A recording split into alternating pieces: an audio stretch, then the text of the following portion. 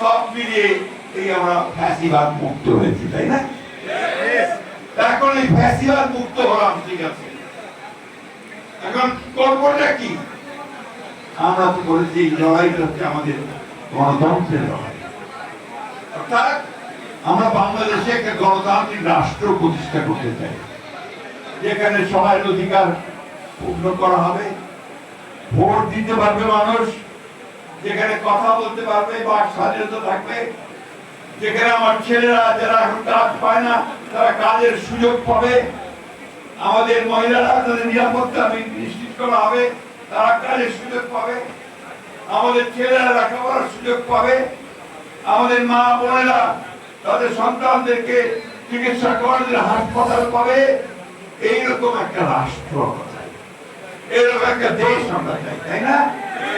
সেই দেশ তৈরি করার জন্য আমরা নতুন করে সংগ্রাম শুরু করেছি বন্ধু। আর আমাদের এই সংগ্রাম, আমাদের যুদ্ধ, তার নেতা হচ্ছেন আমাদের এখন আমাদের তরুণ নেতা তারেক রহমান সাহেব।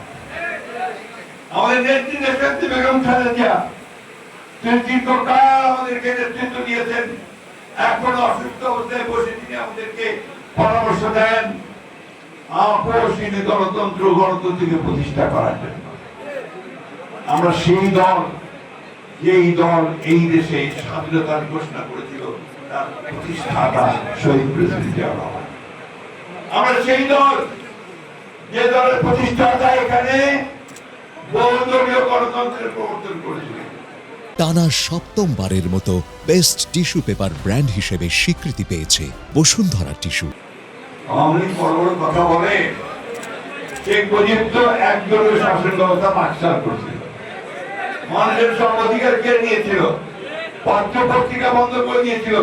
এই যে আজকে অসংখ্য মিডিয়া দেখতে পাচ্ছেন, এই মিডিয়া সব বন্ধ করে দিচ্ছে। চারটা থাকবে, তার বেশি থাকবে না।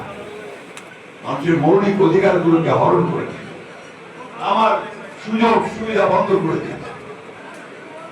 সেই অবস্থা থেকে শহীদ প্রেসিডেন্ট জিয়াউর রহমান বহুদলীয় গণতন্ত্রকে ফিরিয়ে নিয়ে এসে মানুষের বাক স্বাধীনতাকে ফিরিয়ে দিয়ে, কথা বলার স্বাধীনতাকে ফিরিয়ে দিয়ে, সংবাদপত্রের স্বাধীনতাকে ফিরিয়ে দিয়ে নতুন সুযোগ সৃষ্টি করেছে, অর্থনীতিকে খুলে দিয়েছে, প্রতিযোগিতা করা যাবে। এই যে ভাইয়া, ও ভাইয়া আপনি আসবেন, আপনি আসবেন, একটু বক্তৃতা করেন। সমস্যা, আমরা কেউ ধৈর্য ধরতে পারি না। এই কয়েকটা মিনিট ধৈর্য ধরেন, অনেক ধৈর্য ধরছেন গরমের মধ্যে। এত দূর থেকে আসছি ঢাকা থেকে, দু একটা কথা বলে না গেলে আমারও খারাপ লাগবে, তাই না? মাঝে বাইরেও খারাপ লাগবে, আপনাদেরও খারাপ লাগবে, আমার ভাই বৌসেরও খুব খারাপ লাগবে। পিটিয়ে পিটিয়ে ওর শরীর জর্জরিত করে দিয়েছে বেরি, হাতে পায়ে বেরি দিয়ে আটকে রাখতো। অত্যাচার নির্যাতন সহ্য করে আমরা আজকে বন্ধুদের সামনে আমাদের একটাই কথা, আমরা একটা গণতান্ত্রিক বাংলাদেশ চাই।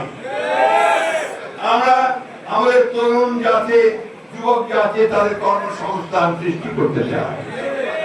আমরা বাংলাদেশকে একটা উন্নত রাষ্ট্রে পরিণত করতে চাই। সেই জন্য আমরা বিএনপি থেকে 31 দফা দিয়েছি।